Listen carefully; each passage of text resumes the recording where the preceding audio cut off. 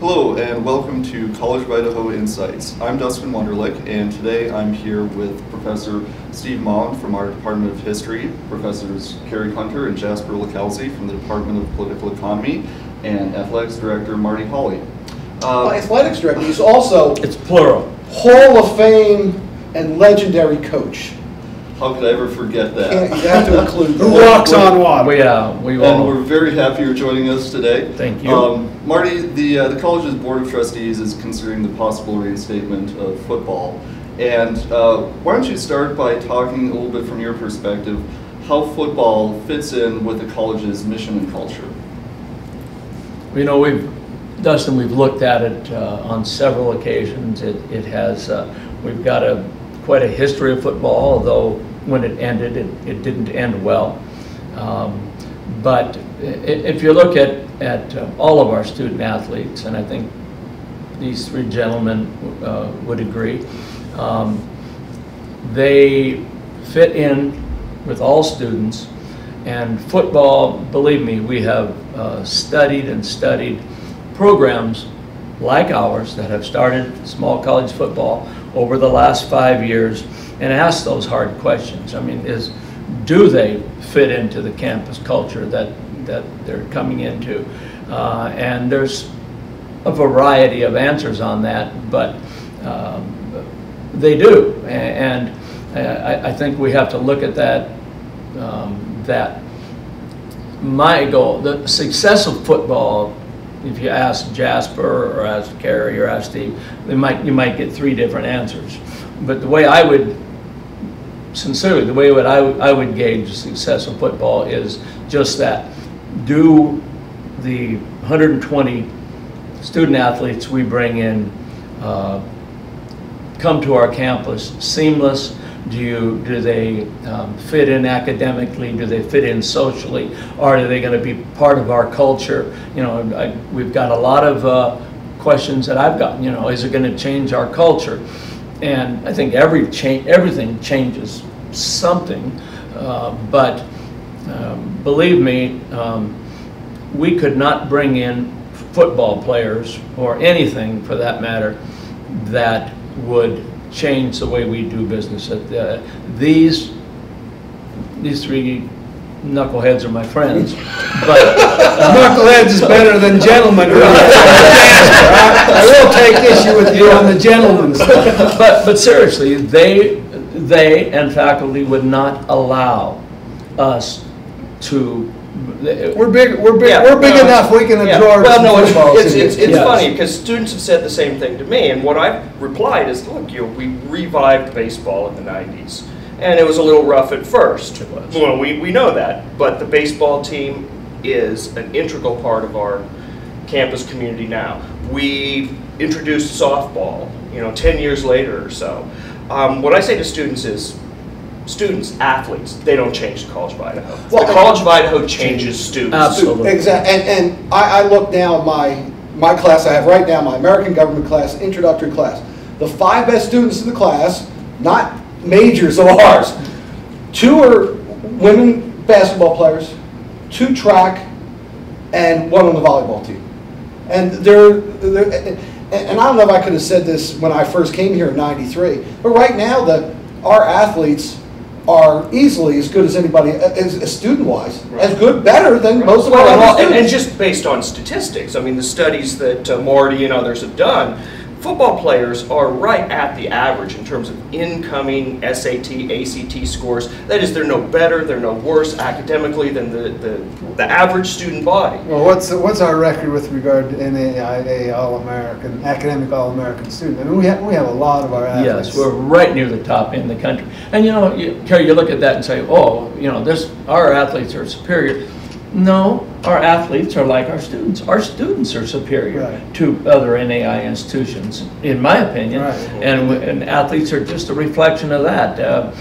We have a lot of scholar athletes, both in the Cascade Conference and on the national level. And it's not because they're athletes. It's because they're good students and learn a lot and really, you three have seen. Does anybody really think that with 3 of us or anybody else that there's going to be a football player going to come to my class and say, oh, I'm going to take it easy on you. You don't have to do all the work. I'm going to grade your stuff easier. I was talking with Frank Specht, a legendary history professor, retired a good long while ago. But Frank said, I used to come into my first civilization class of the year, and I would say, is everybody here who's a Baptist, raise your hand. Every student here who is an athlete, raise your hand. And you get these sheepish, and he says, I want you all to know from the beginning, I don't like Baptists and I don't like athletes. You're going to have to work twice as hard as the average student, right? And of course he was joking. He was joking about that, and the students, of course, found that out and discovered that. But I think the point is, we treat all of our students equally in the classroom. We expect, we expect a lot out of them. Guys aren't easy. Students know this. And I don't think there's any way that that's going to change. On the other hand, I have had a number of students say to me, well, I'm worried because football's different. Football carries such cultural weight. And they're worried for a very good reason. I actually respect their fears because they came out of high schools where football defined the culture, where in many cases history or government teachers were also football coaches, and they could see how those football coaches going to be our football coach? Please no. But in many high schools, it does have an invidious effect, Absolutely. Without a doubt. And they are right to be worried, because what we have at the college, and our students know this, is an incredibly vibrant, close faculty-student set of relationships that really enhance the learning that goes on here. And they're afraid that that's going to be damaged by football. And what I keep saying to them is, I don't think the faculty at this college would allow that to happen. I just don't see it happening. I don't see any faculty member rolling over. And in fact, I think we'll demand that a football coach, the right football coach, and the right football coach has to be recruited, insists that players are students before they're athletes. And in fact, I think football has the potential not only to increase enrollment, to increase community on campus, but to set a new standard potentially for other sports as well. And that's what, what was it, 5 years ago, we were looking at it before, and we went to Carroll College, and their coach is, he's the best there is. And I went and talked to the faculty there. So, well, what's a football player's like? Their best student, they sit in front of the class, can't wear a hat. If they miss class, I call the coach. They don't play, and that's the best incentive that they have, that they be that much better. And I would say, I think somewhat with the kids in high school, say, well, it's going to be like the teams we had in high school. No, we're going to pick the very best of the players, or especially academically, who are the leaders, who are the academic stars of your football team. And the knuckleheads aren't going to be coming here. Well, go ahead. Well, as evidence of the faculty's faith that we can bring football to this campus without changing the culture, yesterday the faculty passed unanimously a referendum supporting the move. Inside that referendum are expectations on the faculty's part that indeed we will maintain our same culture. The coach is important, the kind of person we get. But we really do believe we can do it, and we're not afraid that for a moment that somehow bringing football to this campus is going to change. Right. Well, I don't think even you three guys know how difficult it is being a student athlete sometimes here. I say that for this reason. Even Dr. Henberg was floored at this. At this school, at many schools like ours, you block off 3:30 to 5:30 for practice. That's just a rule. Don't take classes during that time. Can you imagine coaches saying don't take a class from 3:30 to 5:30 at this school? You mean like my 3:20 and 4:20 class? Yeah. How would that work out? They don't graduate. Yeah, exactly. And I'll take it a step farther, and I think you guys agree with me. Coaches are, for the most part, graduates of the school we love, and the feeling that faculty and coaches have is special. Maybe I'm naive on that, but I think that if an athlete is struggling for whatever reason, you call the coach. Or the relation, and I think the coach will take appropriate action, whatever that may be. The faculty and the coaches have a relationship that is mutual respect. I think that you guys know that if you say, we had an incident yesterday of a young woman who missed a class and blamed it on the bus didn't get back in time. It was not true.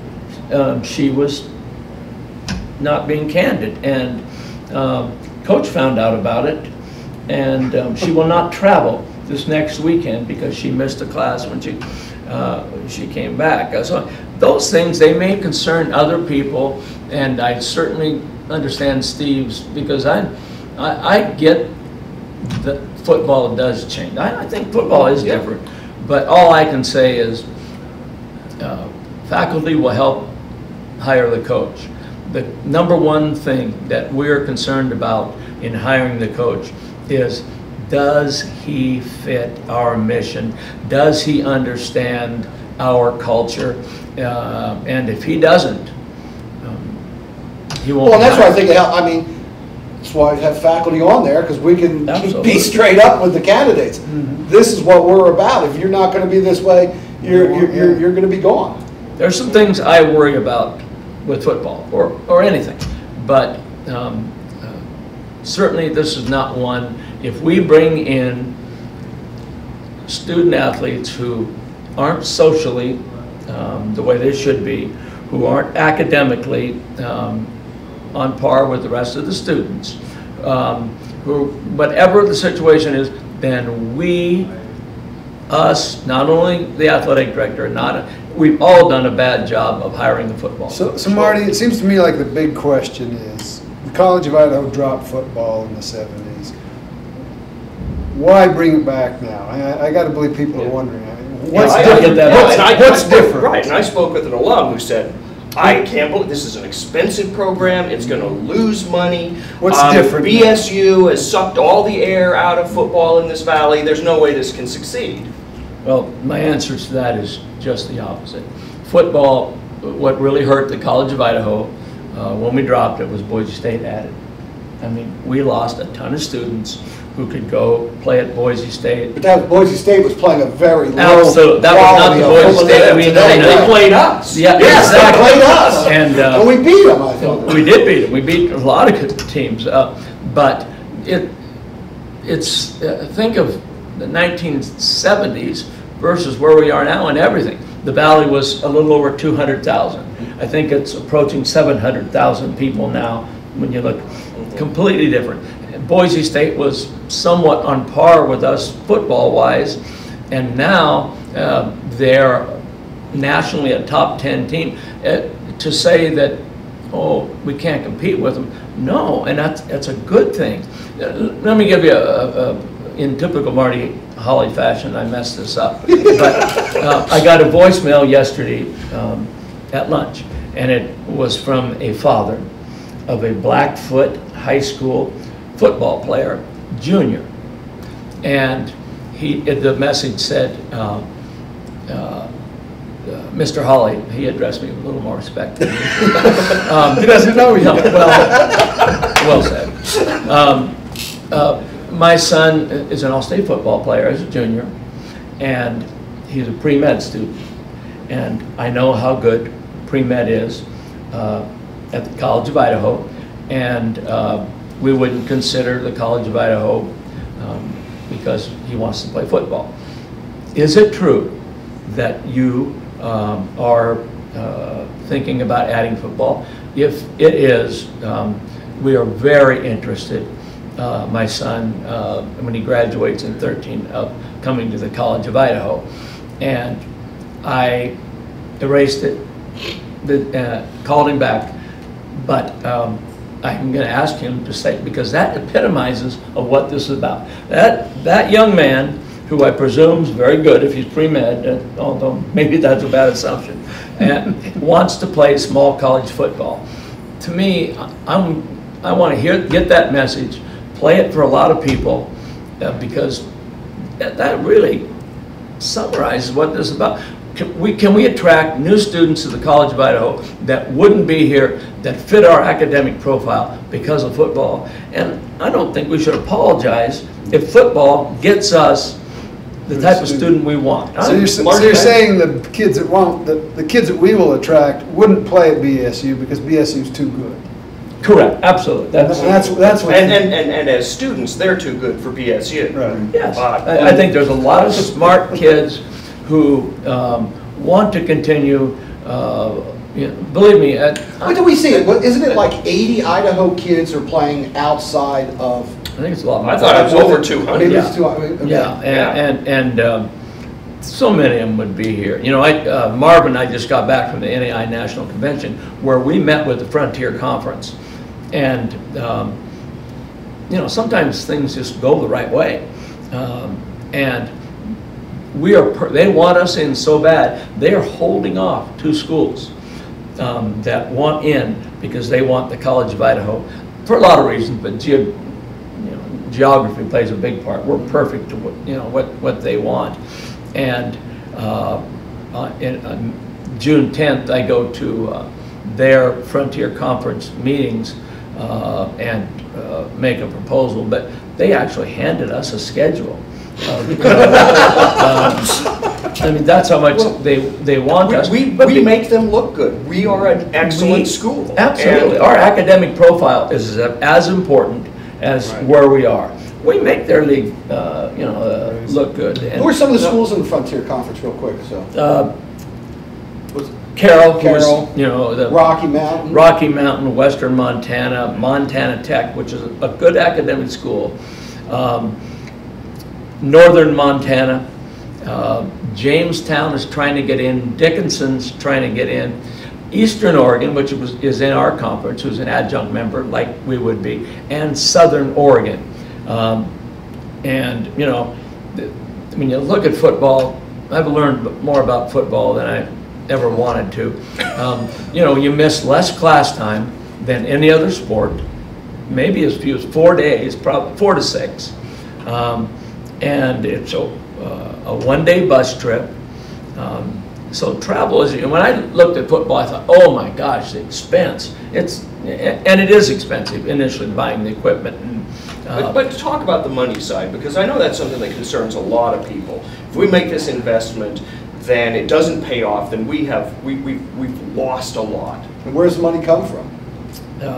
Both very good questions, and the answer to that is the money, I think the trustees, if they vote to approve this, and it certainly didn't hurt yesterday what the faculty did, and if they vote to approve it, then I think what they have to work out, and with Marv and with all of us, how do we fund this? And if it's $5 million to start football, I think it will be some type of formula that we raise money, obviously through donations and people we think are very interested in reinstating football, and borrow some of it from the endowment with a plan to pay it back within 3 years. And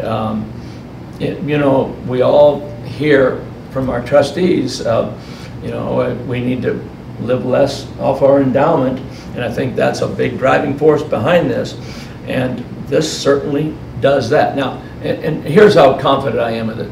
I am the ultimate pessimist. I'm not, I joke a lot, but I'm not. Carver, our CFO. She's conservative. Yeah, she is conservative. She's but Rick I never Santoro coached a game. I never honestly coached a game I thought I was going to win, and that is not a joke. We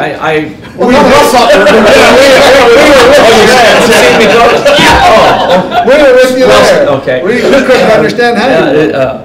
But I am so confident on this that we're going to, how we're going to raise the money, I worry about it. We will raise it. It's going to take hard work. It's going to take a good plan. That concerns me. But can we get enough good student athletes to start football that fit us, as we've talked about? I see no doubt. I absolutely am convinced. And if we don't, it's on me. If we don't, and it's funny.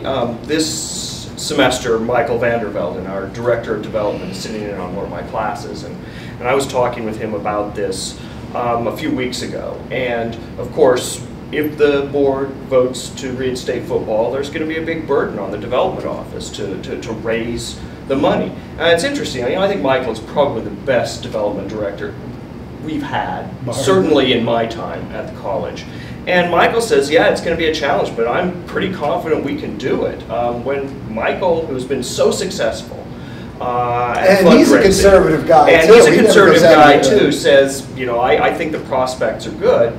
I believe him. When Petra Carver, our very conservative CFO, exactly what a school like this needs when the budget is so important, says, I think this is going to generate excess revenue of $700,000, $800,000, $900,000 a year within 3 or 4 years.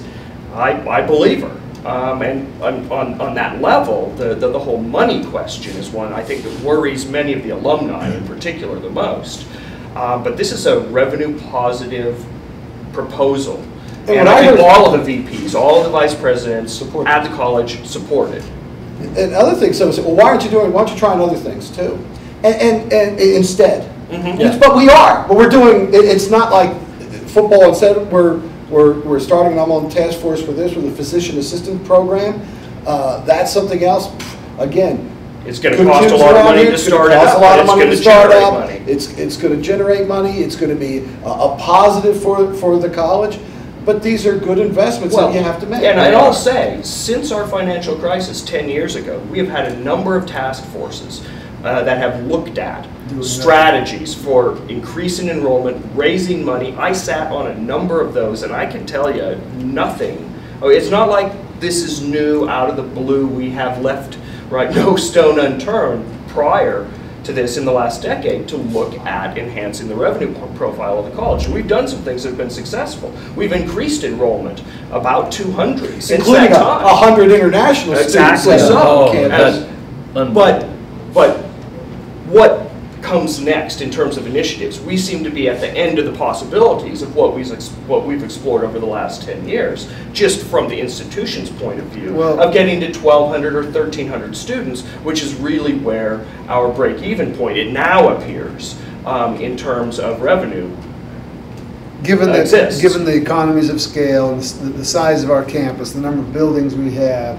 I mean, this is a great little campus because of all the facilities, but it's there's not enough people here in order to we have the same number of square feet of classrooms, of dorms, of facilities as NNU has. And NNU has twice as many students as we have. So we pay the same amount to maintain our campus as NNU does with half the number of students. And it's one of the reasons why we've struggled. But we have a great campus and great facilities. Our students love it here for a number of reasons. One of them is that we do have, I think, for the size of the college we are, very, very good facilities, but they cost money. Shifting gears a little bit here, Marty, you've been in the area for a number of years, and what benefits would a C of I football program offer for the wider Caldwell and Treasure Valley community?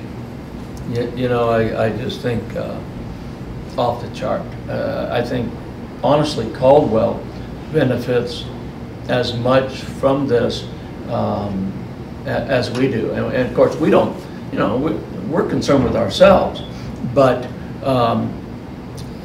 Jasper can tell you, small college football, done correctly, Marv says it all the time, and I love this term, we need a shot of adrenaline. Caldwell needs a shot of adrenaline.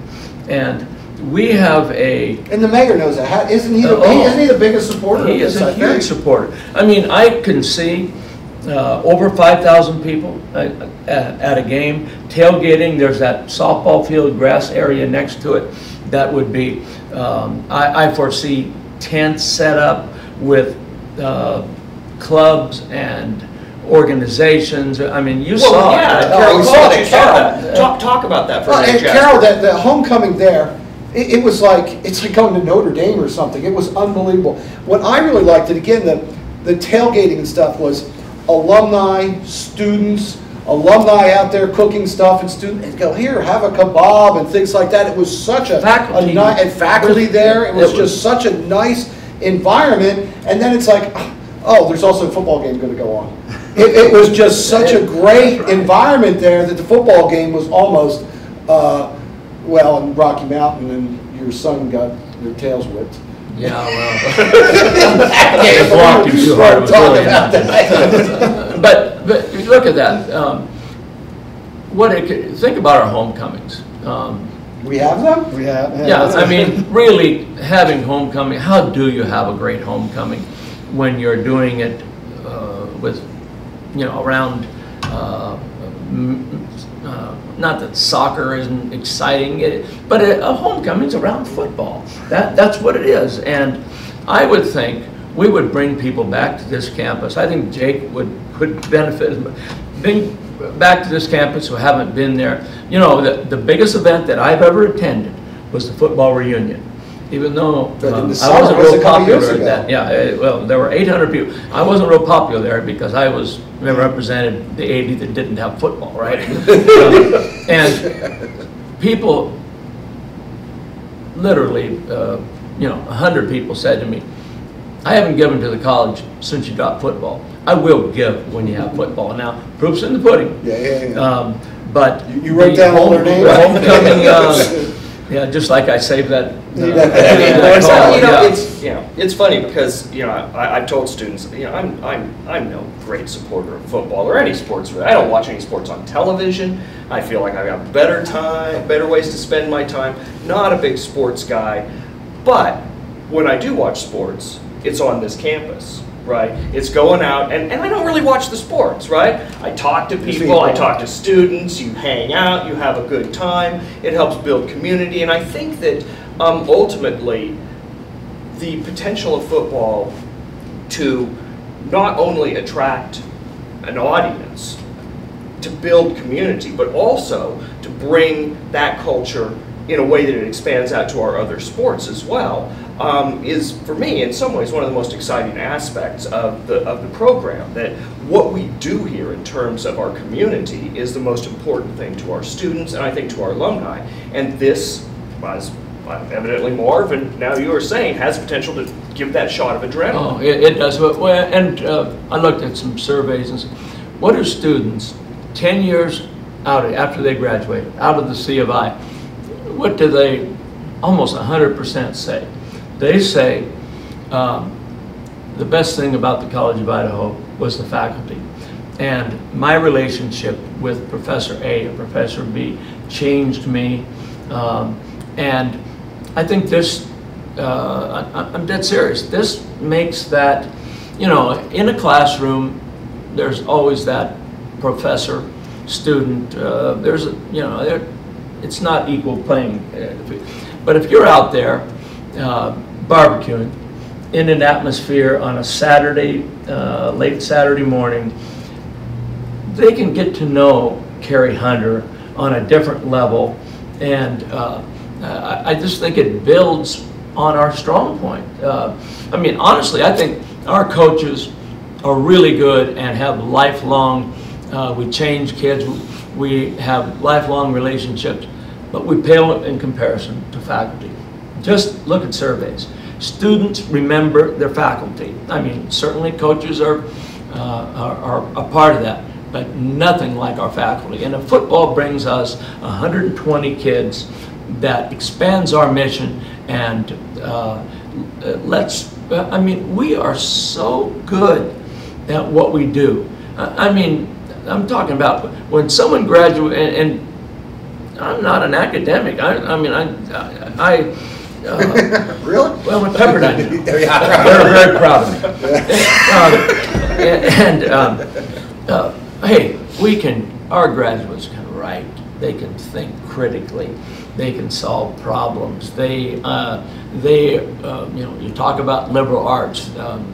We are so good in what we do.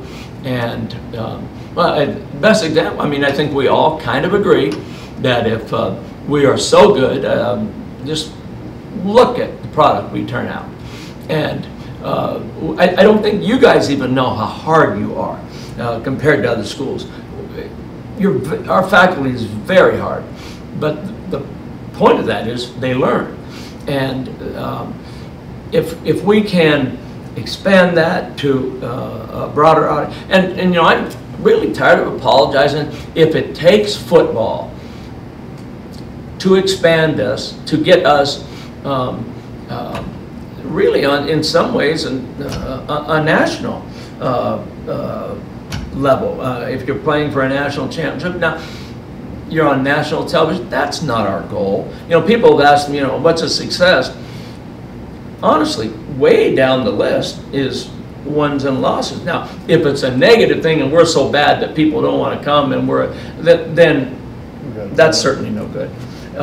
But I'm simply going to gauge success on one, did we bring in the right kind of kids and the right number? Did we expand what we're about to people who didn't know what we're about? So when we go downtown Boise and we say to the person on the street, you know, what do you know about the College of Idaho? They don't say, the College of Western Idaho? And we all know, and I don't really want to go into, there's an anecdote. We talked to the president of Marion College in Indianapolis, who, from what I can figure, is kind of like the College of Idaho. They were known as the sleepy little college in western Indianapolis. And Marv and I talked to this person, and football changed everything about that institution, everything. And I'm not saying that we're better than they were to begin with academically, but it gave them a presence in Indiana. They're starting a med school, second one in the state, in September, and the president gives the credit to the publicity that football gave them. You know, now let's be clear, we're not planning to start med school, right, Marty? Well, no. Well, I think a PA school. Let's stop there. Which But I remember the one thing Marty, that President Hamburg said. He asked him, well, what regrets do you have about football? I regret we didn't start it 5 years earlier. You know, that's the only regret that these presidents have. Yeah. So, and you look I don't think we have a single example of a school that started football within the last 5 years. none. Where it was a problem, where it failed, where... Well, that surprises me, because nothing's perfect. And what surprises me even more, when I told Marv, I said, you're not going to get the faculty to buy into this. One, can you get the faculty on any campus to agree on anything? I mean, just by nature of questioning things, that's what you guys are about. Not this faculty, every faculty. And the vote you took yesterday, I've had to eat a little crow with our president because I just think, and really what you're saying, we believe you, is what you're saying, that you're going to do it the right way. But we can't do it the right way without the faculty, without the faculty saying to the students, give it a chance. Let's see. And it seems to me we've got that. Well, thank you very much, everybody, for participating in today's discussion, and thank you to all of our viewers. Have a good day.